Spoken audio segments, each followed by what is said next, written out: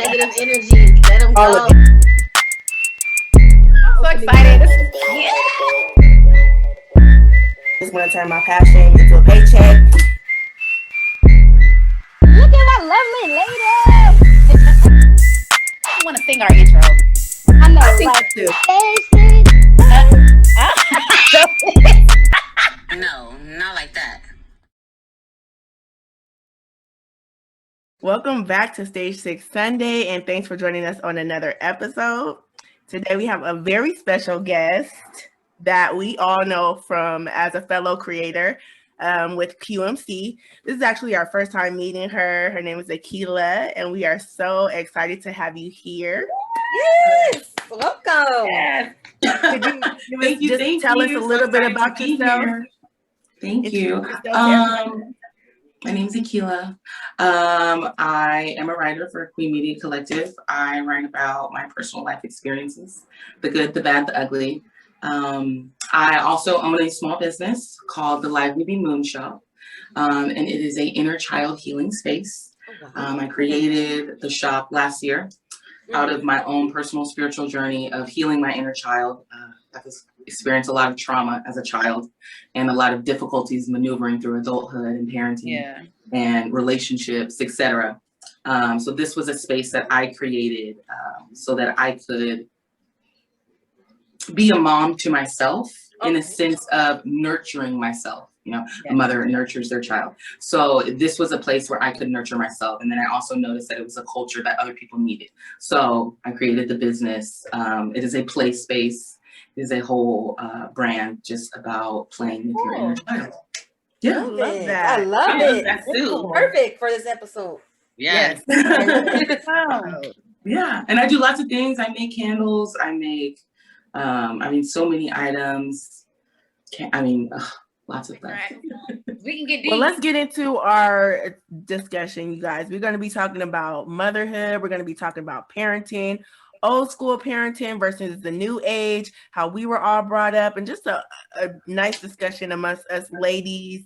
We just celebrated Mother's Day, and I hope you guys all enjoyed yours. I know I enjoyed mine. So let's just get into it. Okay, so we're going to get into my topic, which is, I titled it Parenting Mistakes, but I don't want to really say mistakes because parenting is a learning process. So I feel like you can't really make mistakes. I'll say flaws, like some parenting flaws, old school versus new school. So with me, I'm more of an old school parent. I kind of agree with a lot of their ways. Like parents really don't. Some parents, like the new age, don't really like the fact that I feel like kids should fear their parents a little bit, because I feel like that's where the respect comes in. Like if they have that little bit of fear where they know not to test you so far, which my child don't have that, but I felt like it holds a respect level, and it's not fear them to where they're scared of you. It's just, like I said, respect. But most part, like keeping that child-parent relationship separate, like not trying to be your child's friend. You can be their friend, but parent above everything. I agree with that method. I agree with having your child on a schedule. I agree with certain discipline actions that they do. My only thing that's different is like my mom it was always do what I say because I said so. With children, they're learning. So I feel like it is kind of good to explain to children, like, hey, this is why I'm telling you to do this so they can have understanding. Also validating your children's feelings. I felt like a lot of parents, old school, didn't do that. Like, oh, I don't care. You feel this way, I don't care. But no, children also, they're learning their emotions.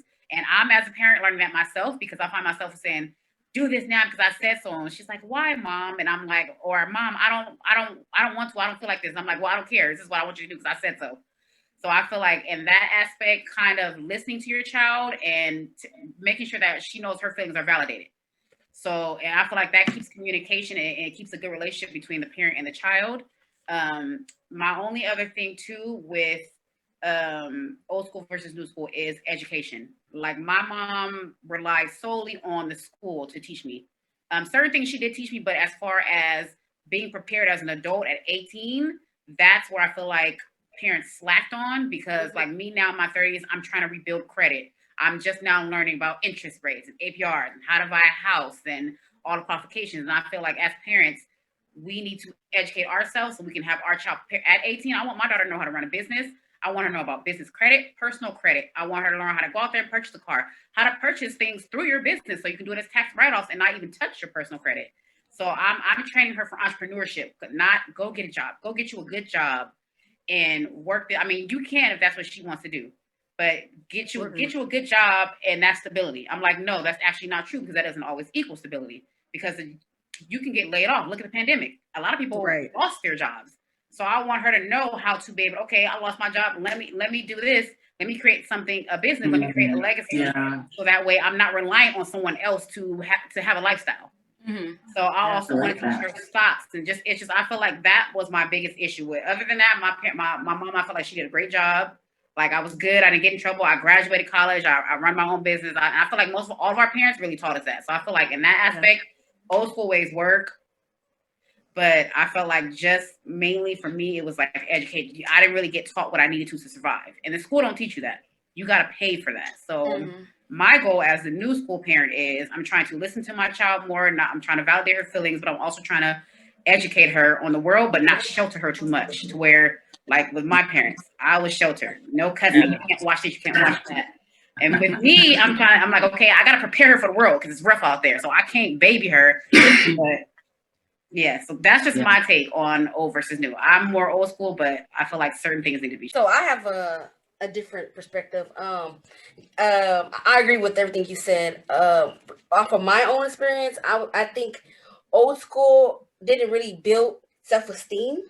True. Or I think we in this generation built more self-esteem in our kids than old school. Like for me, I wasn't told. I don't recall. Maybe I was. I'm not gonna say I wasn't.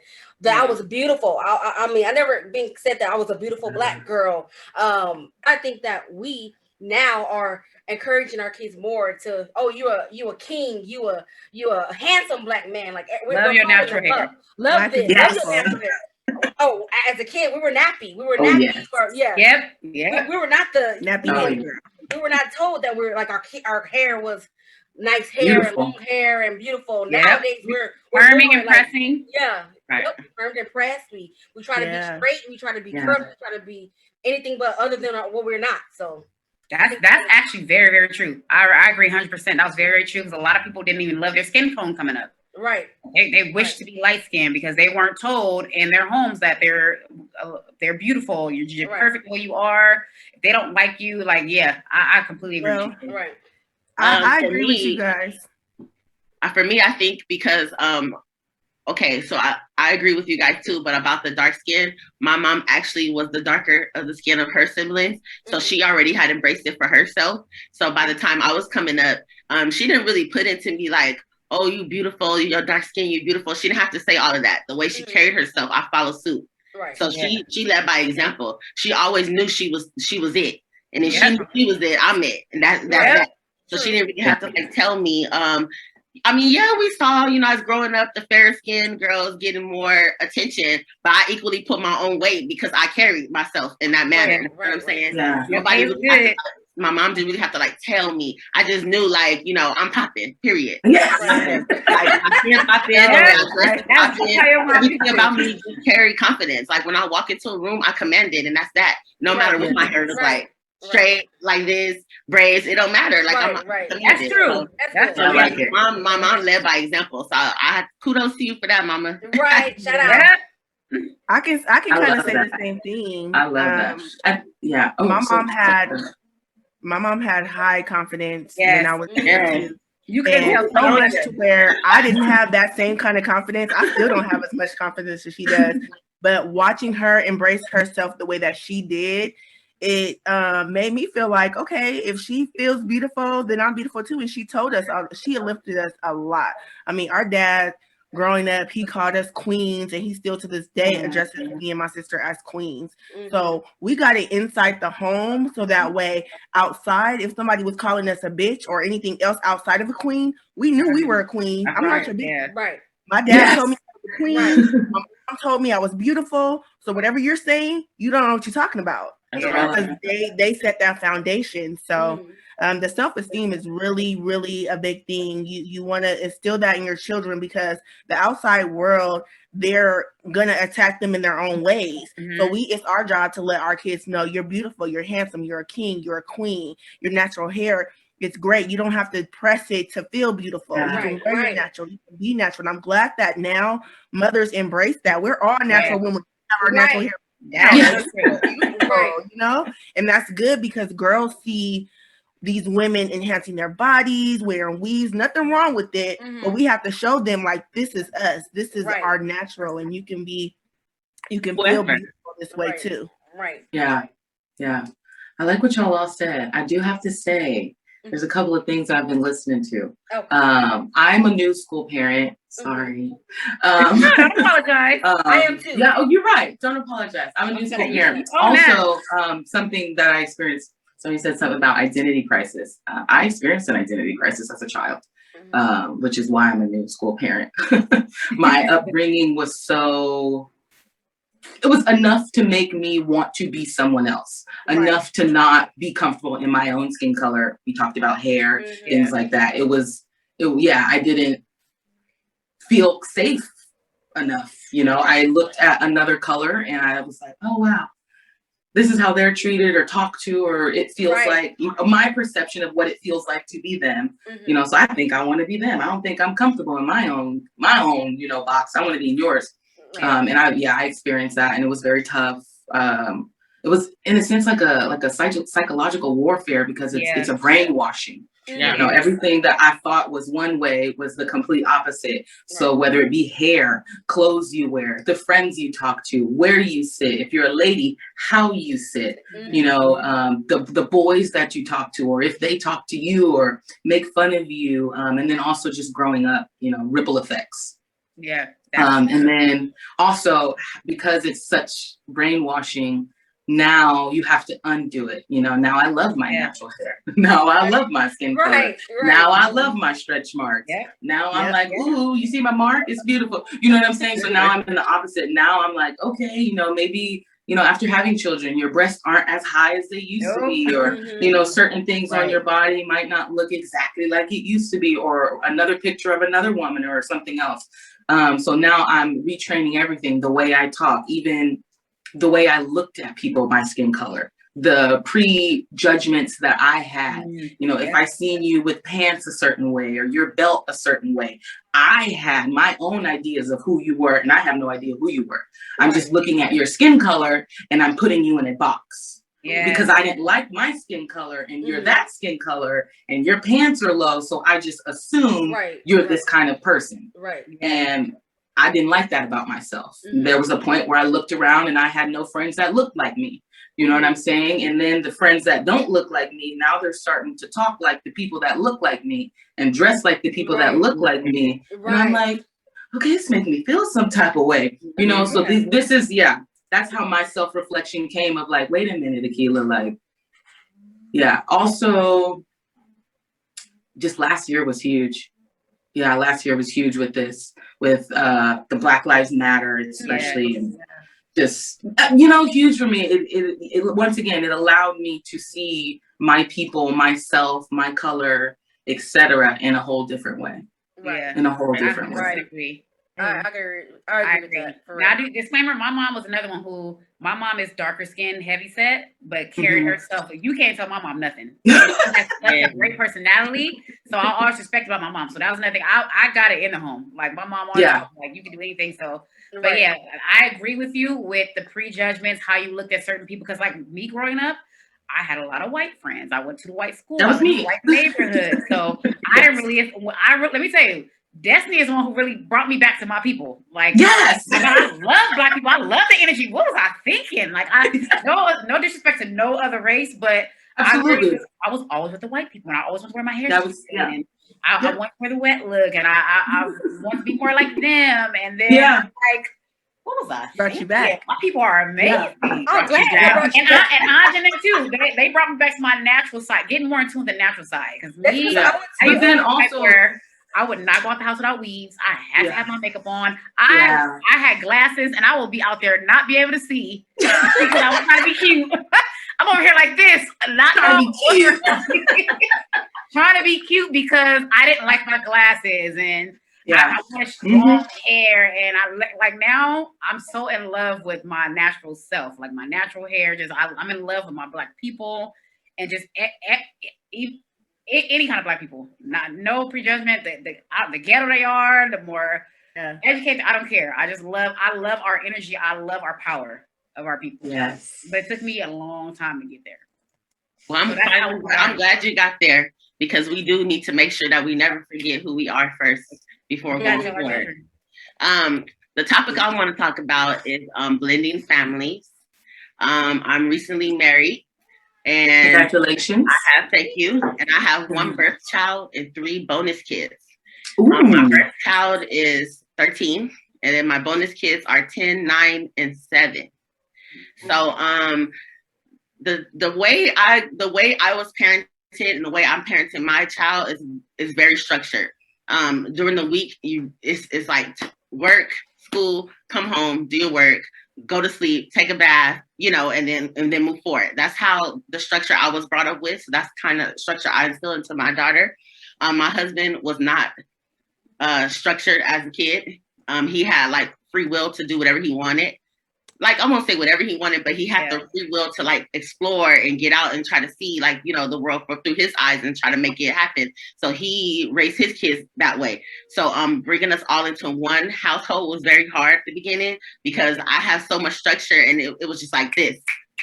I had to get them on point. And then when I would ask them stuff, just like you, Sash, when I would ask them stuff to do this, do that, they're like, well, why? And I didn't really say because I said so. I'm just like, what else would you be doing? This is what's next. You know what I mean? So I came in thinking that they were just going to come on board with what I said, and it didn't work that way. So I had to come at them a different angle to have them come on board to what I had. And then it started to come like second nature. They just got on board, and they started to look forward to it. Like they knew, okay, when I come home, when Ashley comes home, it's going to be dinner time. You know what I'm saying? Yeah. Everything started to go and flow. And, now I think we're pretty much good. But so when I was younger, my mom worked a full-time 9-to-5 job. So she dropped us off in the morning. We had to go to an after-school program afterwards. She picked us up. We went home, did the whole thing all over again, Monday through Friday. It looked the same every single day. And I find myself doing the same thing now. But I'm like, man, it's kind of like boring a little bit. It's kind of boring a little bit, not to mention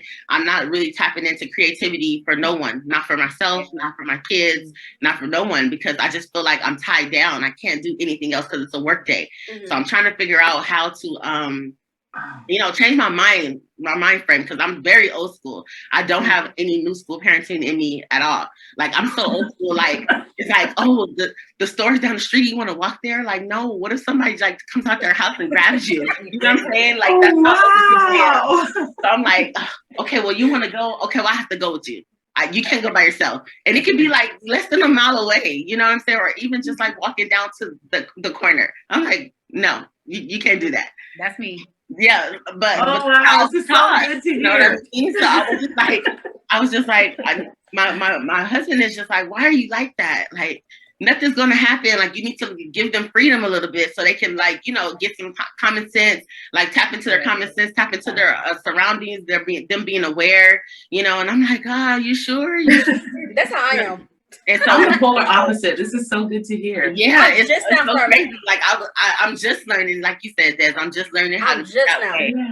Yeah. It's very scary. But now we're in a time where we have cell phones and stuff. You can ping like locations, and they can call you. Right. So just keep your location on, and you see exactly where they are. Exactly. I also have a blended family, which I have 2 biological and 1 stepdaughter, which she lives all the way in North Carolina with her mom. So it's not like a deal about blended for our family right now, because we only seen her like twice in the summer of a different summer. So it isn't like I'm not used to like the parenting style of her, because I've just parent her like I parent my own kids, but I'm more stricter on my own kids because that is someone else's kid. I mean, I know she's my kid too, but I'm not used to, because I grew up in a step family. I grew up in a step family, and I was disciplined by my stepdad, but I wasn't whooped or anything, but I was disciplined by him. I seen my brother and sister get whooped by him, but I was never whooped. So I would think more of a step family. The step family is a difficult situation when you're joining into a step family or as a kid.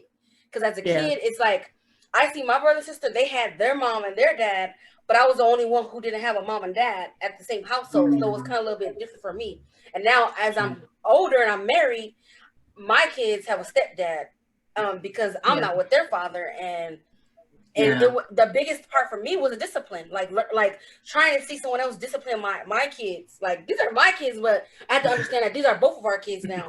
So that was a hard thing because I grew up in a step family. Like, you're not about to discipline me, so I don't want nobody to discipline my kids. So I had to learn that. I had to learn that part, because disciplining someone else's kids and then someone else disciplining your kids is like, oh, I'm not used to it yet. So I had to get used to it. It's a nerve-wracking thing. It was a constant fight, because I'm always feel like I need to be an advocate and I need to be this for my kids. That's right. Because I feel like if I had an advocate, like, I didn't have an advocate for myself as being a stepdad. So I'm like, I need to be an advocate, and you ain't saying this to my kids, and you better not. You better discipline them in the right tone, and you better not. Yeah, like, that's how I'm always. Because you don't want to undermine the other your authority in front of the kids. Like, for me coming in, I have to get the permission from my husband to be able to discipline them, and not necessarily discipline them with my hands, but like with my tone of voice, with my level of aggression. I had to get permission to do that. Not to mention, I had to still ease my way in, because I'm trying to let them know I'm not replacing anyone. I'm just You know what I'm saying? I'm not trying to replace your mom. However, I need you to listen to me and respect me as an adult first, not even as like your stepmom or your bonus mom. I'm an adult. You respect any adult you come in front of. You know what I mean? Right. So you have to be tricky and not undermine that. But I get what you're saying. Yeah, that's the part I have to learn. I'm learning still. You know, I'm still learning on that part. So that was our biggest thing. It's definitely about learning. So learn as you go. Co-parenting, right? I personally can't relate, but I do have a question for you, Akila. Yeah. So I know you co-parent, but I know you also away from your child. So how does that affect your relationship with your child or your parenting style?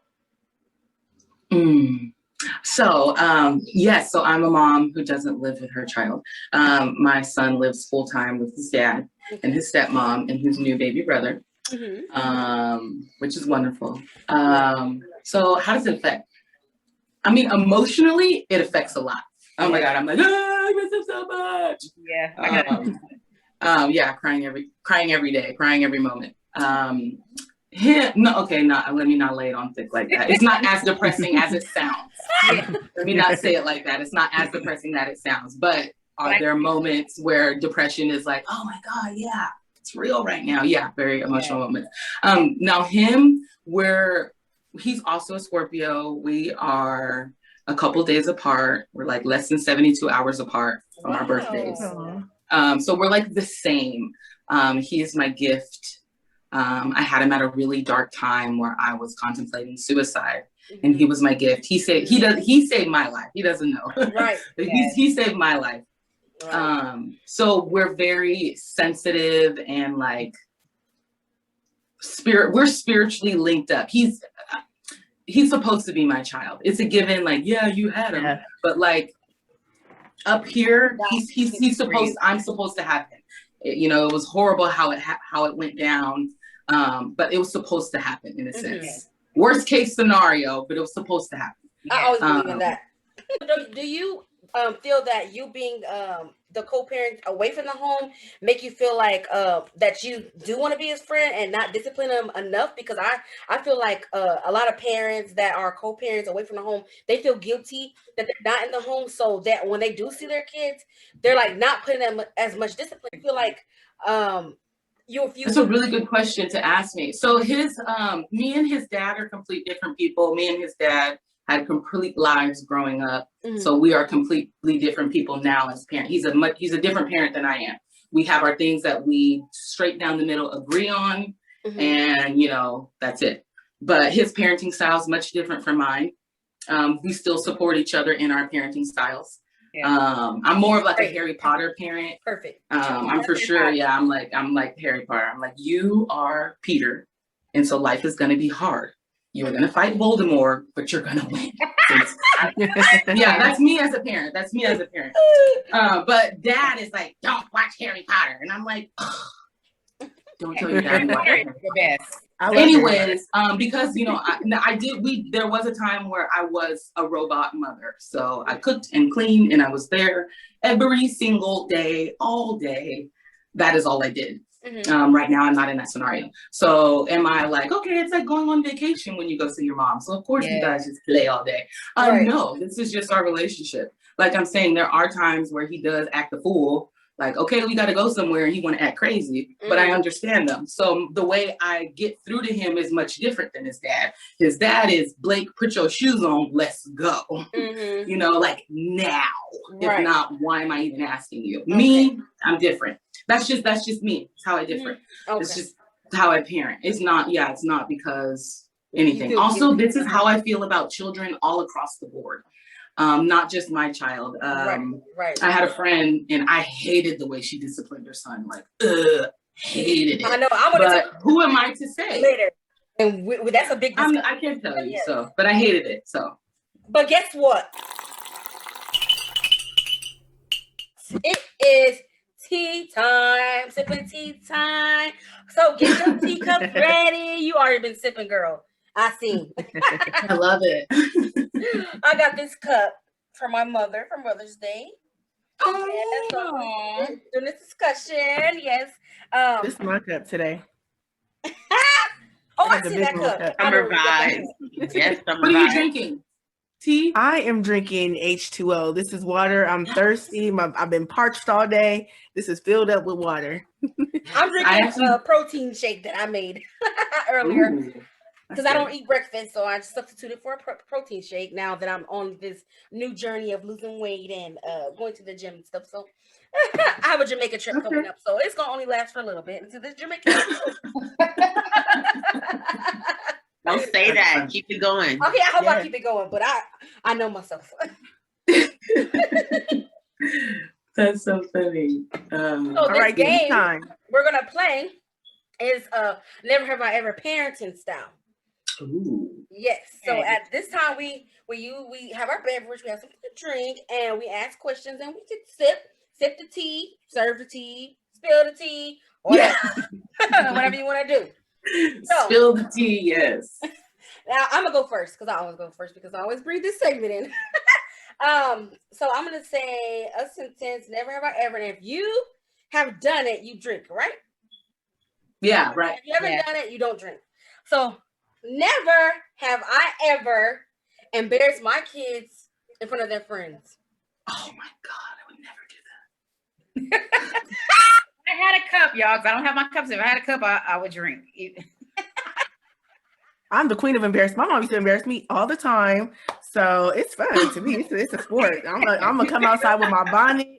I'm gonna come outside with my robe on. Look at Josiah, where you at? Get in the house now. Oh my gosh, that's hilarious. Oh my God. To me, when I hear stuff like that, it's so funny to me because once again the polar opposite. I would never do that. So it's to me, it's funny. It's hilarious. Yeah, I think it's funny. Who's next?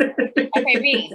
So never have I ever ordered some food and sat in the car to eat so we wouldn't have to share with our kids. Let me tell you, I'm greedy. No, it's not even about being greedy. It's about specific what it is. It depends. Sometimes I just want to eat by myself. I want to eat by myself. Restaurant by myself.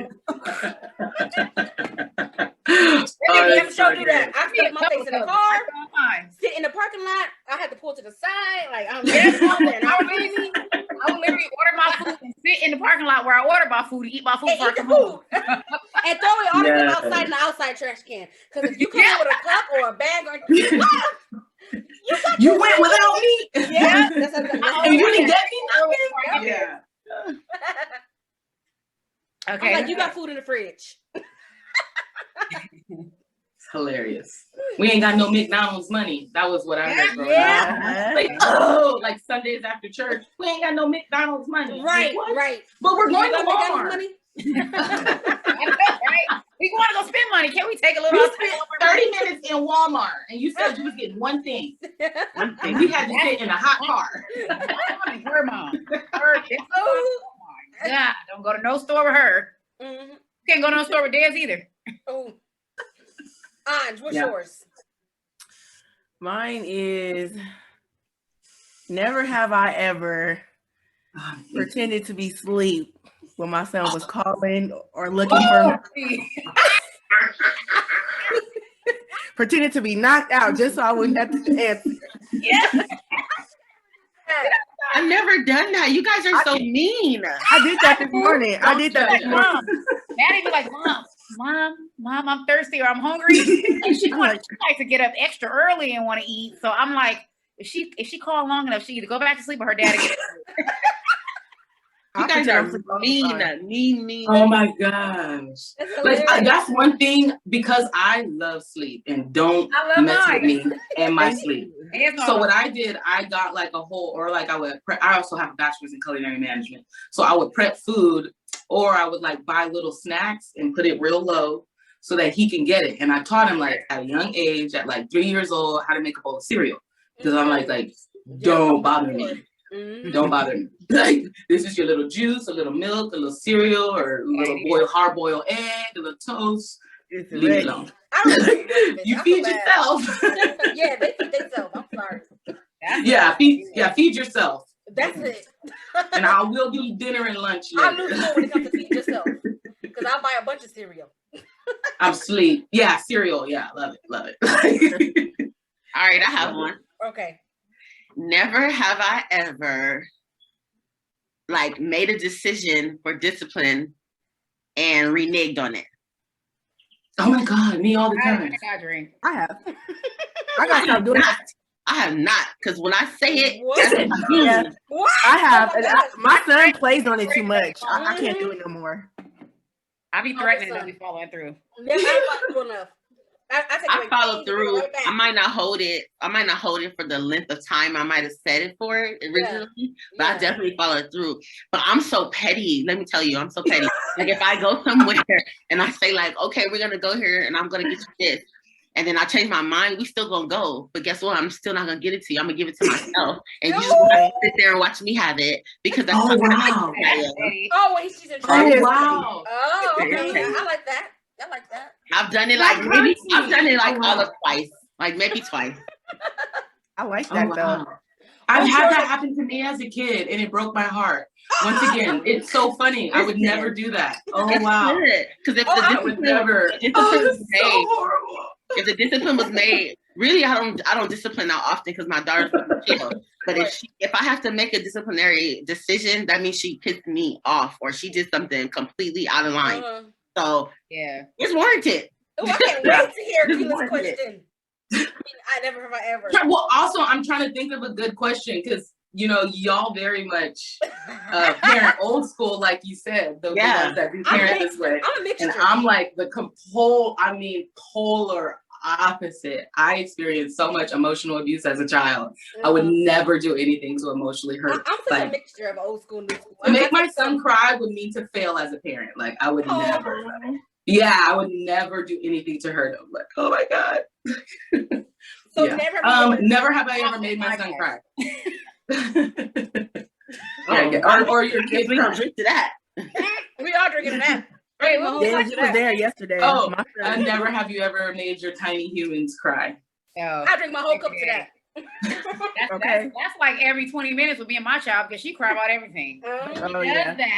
She does that for her dad because dad is the one that comes in and saves the day. So mommy's so mean and she'll run out screaming and crying and being dramatic. Yeah, that's so funny. Yeah. Also, there's just this whole like thing of, I know I probably sound like, yeah, damn, I want to be her kid. She sounds like the best mom ever. But there's this whole, she doesn't spank you. There's just, I have a philosophy on relationships. And so this relationship, I apply to all my relationships, including my child. And this is where my idea of parenting comes from. This is why I do what I do. So it's so interesting to hear what y'all ladies are saying. Right. Loving it. I'm laughing. It is so good. So good. Well, I'm gonna go into my topic. Mine is just generally upbringing in the household, old school versus new age. My parents, it was pretty traditional. I mean, I did have a step parent myself, but my mother and my father, they was heavy on education. They were heavy on discipline. They were heavy on chores. They were heavy on structure, extracurricular activities, being active in the community and things like that, being known because, and I think they were like that because they wanted the neighborhood raised us, a village raised us. So they wanted to make sure that if we were out there, me and my sister was out there doing stuff, we had somebody who had their eyes on us and they can report back to my mom, you know, what was going on. And I know in this new age, from what I see in myself, I am not as active as my parents was, hands-on, going to my kids' school, going to all these activities, doing all that. And now I realize that I do need to be more into it because it affects you. You know, you want to be involved with your kids. You want to be involved with what they're doing. My mom was very, very involved with my basketball. She was involved with school, just anything. She was always, always there. Even my friends out there with her friends. I mean, it was just crazy. But now I see why she had to be in the business so she can know what's going on. Right. I wasn't doing things that I wasn't supposed to because I knew I had eyes on me. Yeah. So she was smart about it. And now I think this world is so crazy. These kids are exposed to so many different things. There's social media.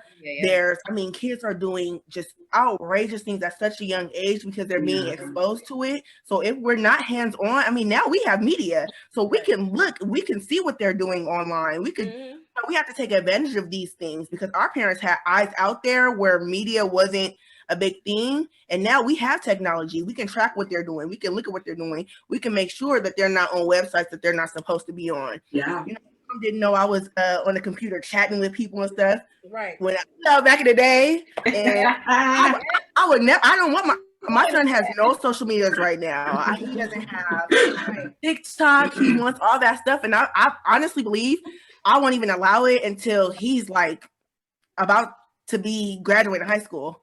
No Facebook, no social. I don't want him to have none of that stuff because you'll get out of it because that's too old.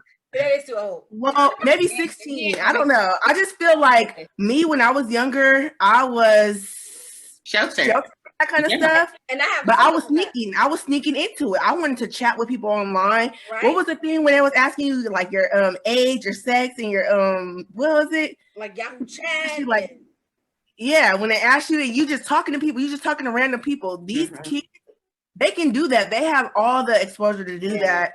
And I think we just need to have a little bit more. I don't think we realize how much of a hold that we have. We let them get on their tablets and do all that, you know, get on the phones. But are we really paying attention or taking advantage of being able to monitor things, you know, that they're actually doing? And I know a lot of people don't agree with me, but I just gotta. I'm very. I don't know how I feel about it because it's too much exposure out there. Yeah, it is too much exposure. A lot of people would agree with me on old school parents saying like a child should stay in a child's place, right, and not in a grown-up place. I agree with that to a certain extent because I think that nowadays these kids are very opinionated. They know a lot because we exposed them to more things than we were exposed to as a kid. Like everything was hidden from me as a kid. Like I never see my mom argue. I never see my mom get into it with her husband. But I also never seen the loving side of it as well. So I'm like, I learned everything from the streets. Like I learned everything from TV, from whatever, because a child was always to be seen and never heard. And nowadays it's like, okay, they want to get heard. They have a voice because now when I know that not getting into it in front of my kids, that plays a big part. But I also hear that they have an opinion about a situation that most parents, older school parents, would be thinking like, oh, he shouldn't be talking about that, or he shouldn't know about folks. Yeah. But I feel like they're not only picking up bad behavior from us, but they're also picking up good behavior, and they're picking up a way to deal with stress. How we deal with stress, they're looking at that. How we dealing with conflict, they're looking at that. How we dealing with working in a situation, because they're talking to us about it. They have an opinion about it. They have a voice. So I believe that staying in the child's place is a good saying to a certain extent. Yeah, I agree. I like the fact that the kids have a voice. Because we were shut it up. We were shut it up and shooed out and not to listen, but we wanted to listen. So we'll peek around and listen to, oh, what they saying? What they saying over there? Like, oh, they talking about that. But we will get the whole message misconstrued because we're peeping in on the conversation and assuming things that we don't know because it's not told to us. So now that they're knowing things and they're knowing like, oh, she's talking about that, and we're talking to them and discussing it, like, okay, you shouldn't be listening to this, but this. Should I do this? Should I, I'm constantly talking to my kids. My kids are constantly giving me advice about arguments that I have with my husband. Like, Mom, you shouldn't like. And I be so good. I'm amazed. You have really good kids. I'm amazed. Like, wow, I'm learning something from a kid. Like, I was be really acting childish. Crazy too, because even though I have a blended family, I co-parent with my daughter's dad, and what I noticed is without even talking to her about it or without even asking her to, she is very mindful of both of our feelings. And when I say that is meaning like she does not necessarily share what goes on in my house to his house and vice versa. Not that I need to know. Obviously, she knows if something is really wrong that she would need to come forth and tell me about it. But she doesn't talk about what happens there, or good times or whatever the case may be. It's like she's trying to like balance both of our feelings. And I'm like, that's really a big weight to put on a kid. She kind of That's what my son does. That's exactly what my son does. Ask for it. But when I'm telling her stuff and she's like, oh, I really don't want to hurt his feelings. And she'll tell him the same thing. Oh, I really don't want to hurt her feelings. So like, she's playing a big role, like you guys know my daughter, she's very mature, what I'm saying? So she did it to herself. I didn't ask for it to be that way. She just sees and she really loves both of us. And she just doesn't want to hurt or offend either one of us, Right. So I agree with everything everybody said, like 100%. But I also agree. I really agree with Akilah, the way you handle your son, because I feel like we're dead saying like a child should be seen and not heard.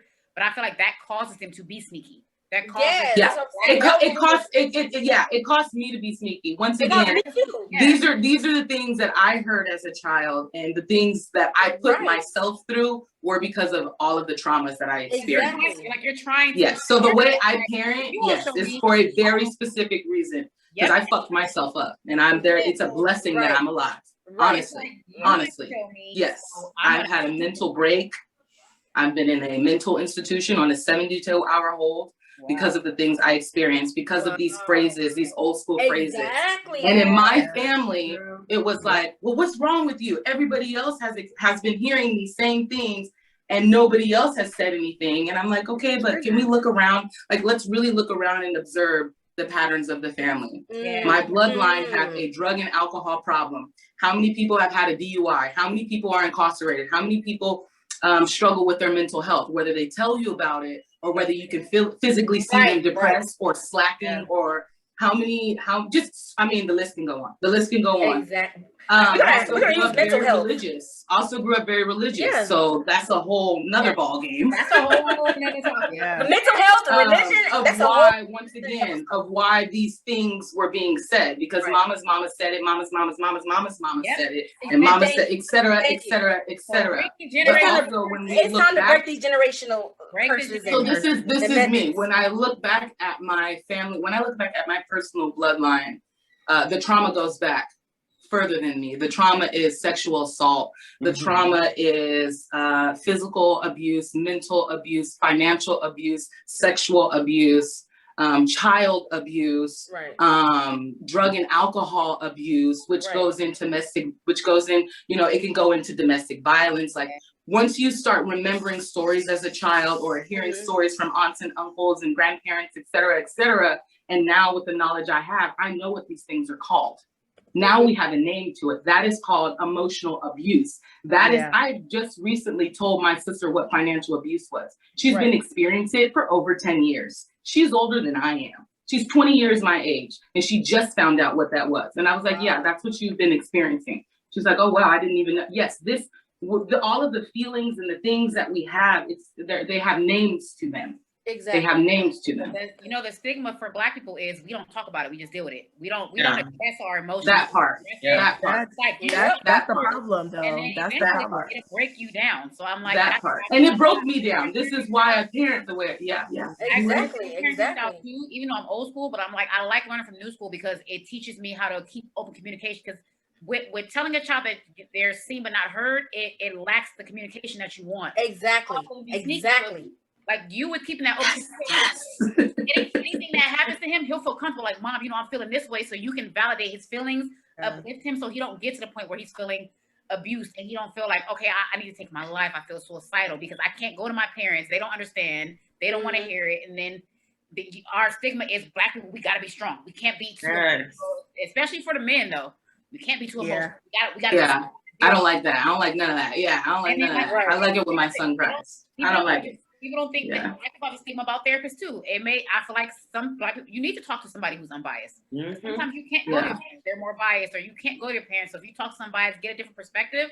But mental health in our community is real. We definitely have to have another conversation on mental health, and we're gonna call you back, Akila. Because that is gonna be another episode. Our kids. We don't for sure.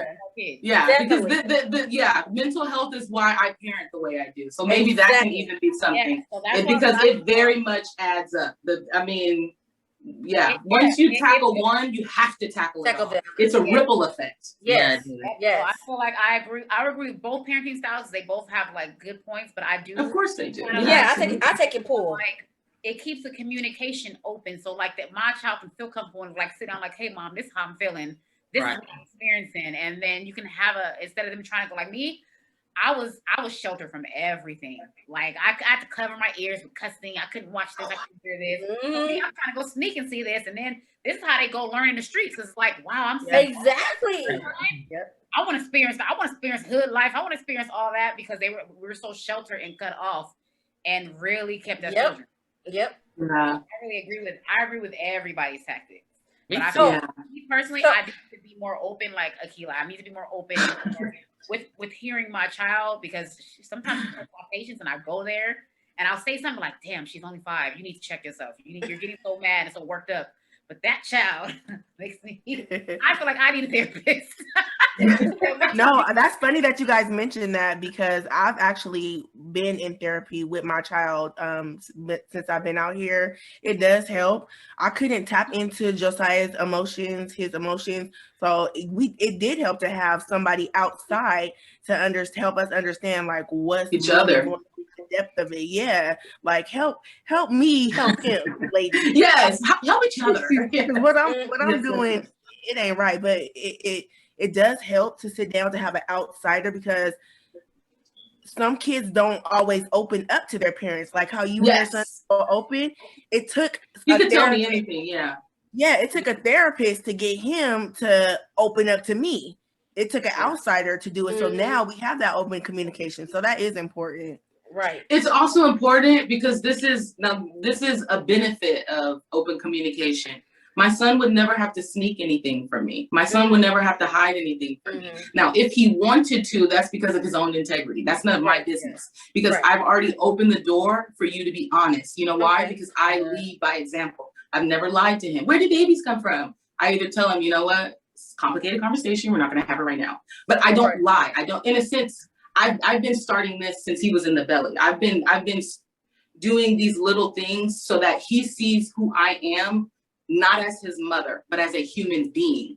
So when he respects me, he doesn't respect me because I'm his mom. That's why we have such a great relationship. He respects me because I am a great ass human being. Good. Period. I love it. Being his mother is just a huge bonus. That's just like him. I don't because he's my son. No, because you're another human. I also feel like this about children across the board. I treat you like this. I would treat any other child, somebody else's child, I treat them the same way.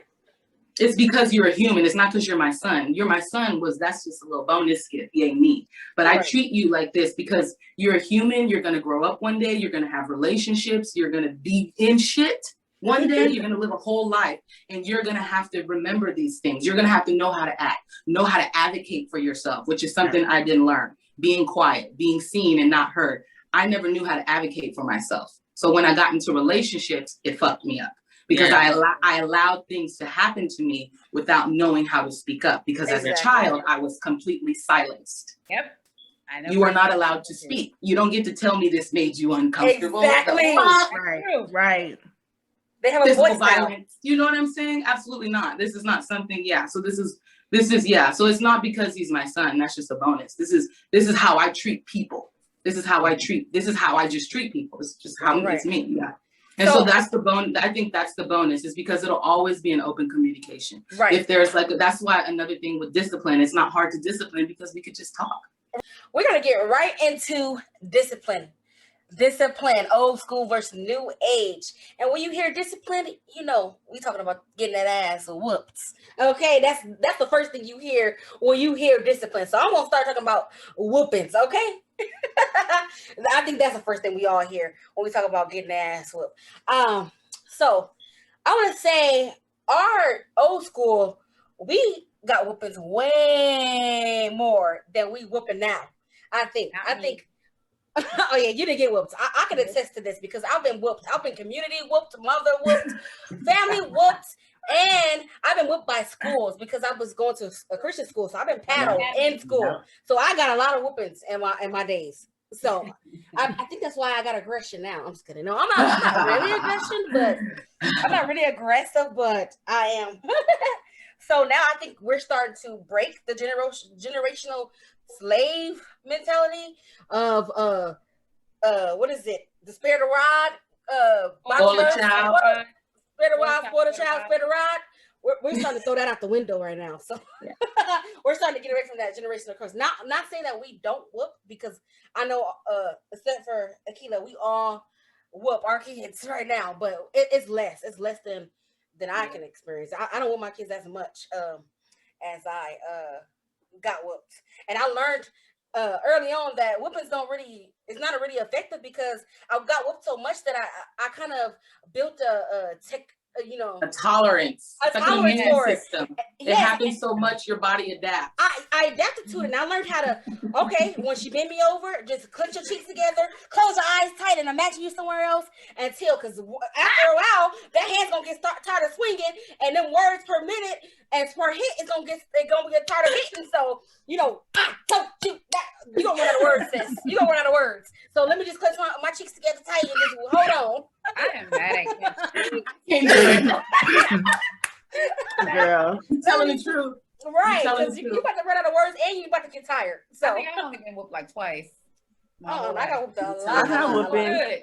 But I got a lot of whooping as a kid, yeah. But also, like, it's not only like your traditional whoopings. Like, that's why I'm, there. It was like, at 7 years old, I had my first black eye because apparently I rolled my eyes. Yeah, like, it's like, this is not what you're supposed to do. Like, I've had my lips busted. I've had my nose broken. This is learned behavior, though. Wow. Just one time, I got talking about that was. That was the discipline, that I experienced per se. And so that's why I'm like, I would never do that to a child. I would never. We are You couldn't be like, there's nothing. Yeah, I don't, and I've thought of creative fucked up scenarios, like, what does my child have to do where I would beat the fuck out of them, or like do some of the ways that I was disciplined as a child, some of the things that I experienced, and I can't think of one. We are raising these Mighty Morphin Power Rangers type of kids right now, and so they bold and they talk back. So, but we don't lay them out. I don't know. I guess we let them talk their. But right now, I just feel like what was more effective for me was punishment. I hated being on a punishment. I'd rather take the whooping other than a punishment, because I can't go nowhere or do anything. I'm in the house, so I'd rather temporary. The whooping, the feeling was temporary instead of staying in the house. So now we can take away games, tablets. I mean, stuff that they feel like they're turn the Wi-Fi off. Right. Yeah, all the way off. Good. Then I can good discipline. Right, and that's good. You don't have to whip them as much because they're so stuck on games and stuff that they're gonna just die and they scream and holler. Take it from them, and my son was straightened up so fast. You take that game and that core from him. He cleaning the house. He clean, like, I don't have to even put my hands on him that much. Like he doing whatever. And I want to say my 10-year, my brother is 10 years younger than me, and I learned so much from his He don't have any kids. He's 10 years younger than me. He got whooped, but he didn't get whooped as much because I guess coming up, he got whooped by his dad, and I don't remember them getting whooped by my mom. I don't even know if they were like bad kids or anything, but like me.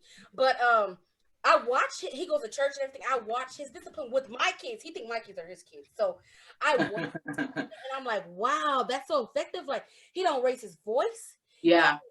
The thing is, he built a bond to. so tight with my kids that they fear disappointing him, and that's all it takes. That if I fear to disappoint you, then I'm gonna be on my best behavior. He'll make them like push-ups or exercising or anything like that, but he doesn't cuss. Like, he's not degrading them and cussing them out or anything like that. He'll probably say a few cuss words, but he's not cussing them out, like degrading them. Or I don't degrade my kids, but I would say a few cuss words. I used to didn't, but now I'm cussing them the hell out. Like, like I try not to, but that's something I want to keep back in the olden times, because I've seen parents that cuss their kids out and degrade them with all kind of derogatory cuss words and stuff like that. No, we're not bringing that with us in this new day and age. And I see my brother, his is so much effective, and I see that my kids love him to death. Everything is Poppy this, Poppy that. Is Poppy gonna be there? Is Poppy this? Because he takes the time with them. He spends time with them. He built up a bond so that it talks to them in a way like, if they in trouble, he let them know what you did wrong, what were you supposed to do, and how can you fix it from going forward. And so that he's giving them that, that time to reflect. While they're down doing a push-up, they're reflecting on what I did wrong, why they scream and holler, and they, I can't do it no more, and you better get down. But my brother is also in the military, so he learned from the military. Discipline. So the discipline from the military. So I respect that, and I take stuff from him like, wow, 10 years younger than me, and he's doing it. So I'm thinking, like, as we are growing into the future and our future generations, I think they're starting to get it. They're starting to get it. Yeah. So that's what I take it. I take it. So using better choice words with them, because I like I said, I've heard my family, whatever, calling their kids bitches and hoes and talking to you words. like you're I've a never lady of the night that owes them money. Exactly. Oh yeah. Like, this is your child. Like that, but I've seen right. Like, this is your child. Like, my mom would never. You up, man. My mom never cussed at me. My mom never cussed. I never seen it. I got whooped, but I never got cussed out. Like, so I don't want to take that with us. So I just appreciate my brother so much that he learned, and he's like, I just watch him as like an adult now, and he doesn't have his own kids, so I can't wait. Yeah, I wish I had who my brother is. I wish I had that, because I don't have any uncles. Like, my grandma had 3 girls, and that was it. That's all the family. As far as discipline goes, I wasn't necessarily disciplined a lot because, like I said, I'm a reserved person, just period, for the most part.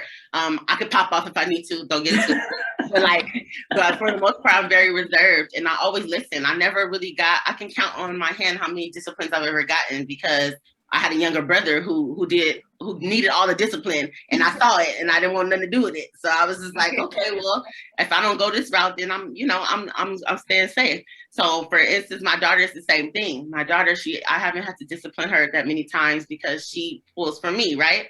And then but my other kids, we have to keep getting them in line, keep reinforcing them that the structure is in the house and that they need to listen. There's hierarchy, there's parenting, there's rules and regulations that they have to follow by. He's 8.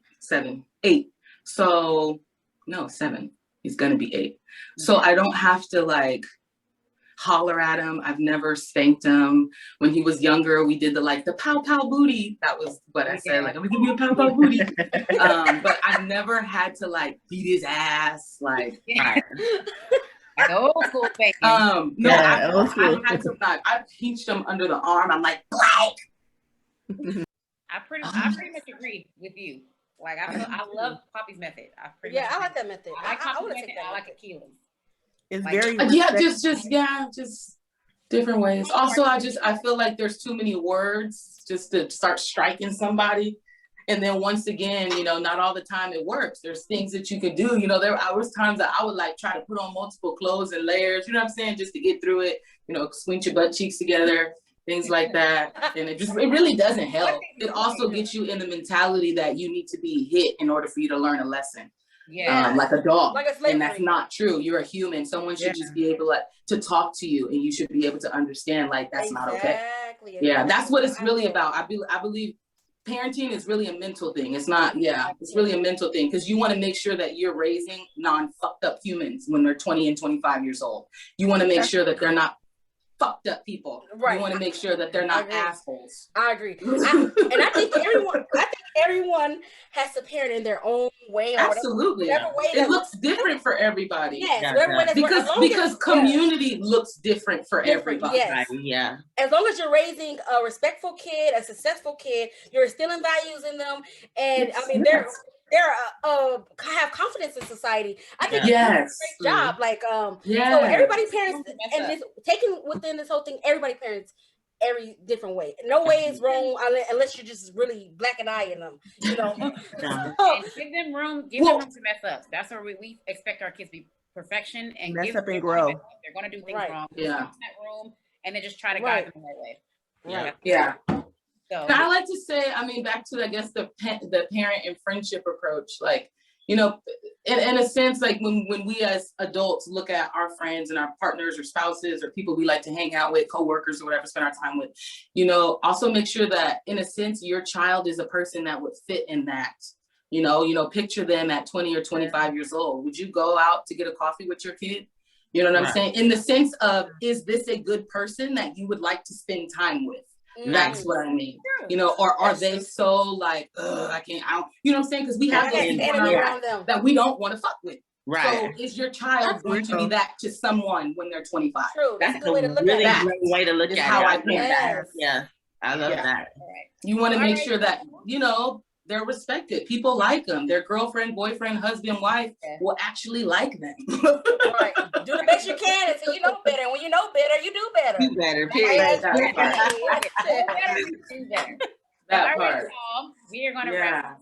We know we talked y'all ear off, but we just want to say thank you, Akilah, for blessing. Yes, Akilah. Thank you. Coming on and just taking that knowledge, because I actually thank you. That I did too. With my child in our relationship. So awesome.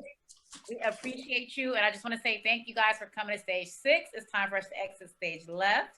Don't forget to like, comment, and subscribe. Also, check us out on Queen Media Collective, because we are going to be on there as well. And just hit that bell if you want notifications to know when we're going to be posting, and just follow us on social media to keep updates. But we just want to say we love y'all. We appreciate y'all. Yes. Y'all in the next video. Thank you, Akilah. Thank you so much. I appreciate y'all so much, ladies. Y'all have a love it. You will be back. You will be back. Yes. We have to keep in touch. We got to follow on social media. We got to keep in touch. Yes, please. I'm always down for questions. Talk about something new. Teach me something new. Send me a new article. I have that breakfast so I can get a chai tea latte. Yes, and chai tea lattes. Right. What was the book that you had? Because I want to write that down. Yeah, really, really quick. So the book is called The Deepest Well. This book is The Healing Long-Term Effects of Childhood Adversity. It is by Dr. Nadine. This book is gold. Okay. And I haven't even read the whole thing. It is so good, and it is, this could be a whole nother session. Yeah. So really, if you're a parent, if you are a Black parent, read this book. Good. Read the book. We gotta have you back on another segment. Read the book. We could do a whole book club about that book. It's real good. Do you have any links that you want to shout out or let anybody follow me on my Instagram, and then my business Instagram as well, which is at the LB Moon Shop. Moon Shop? Moon Shop at THELB Moon MOON Shop SHOP. Yeah, I'm a business, the Lively Bee Moon Shop. So I'm about to go follow Moon Shop. Yes, follow shop. We have lots of I love it. So if you want to check out our pop-up with our skincare line, our crystals. Yes, we have yes, please. Always looking for a good glow. Always, yes. All information. And I love all right, guys. So that's it. Thank you. Bye, guys.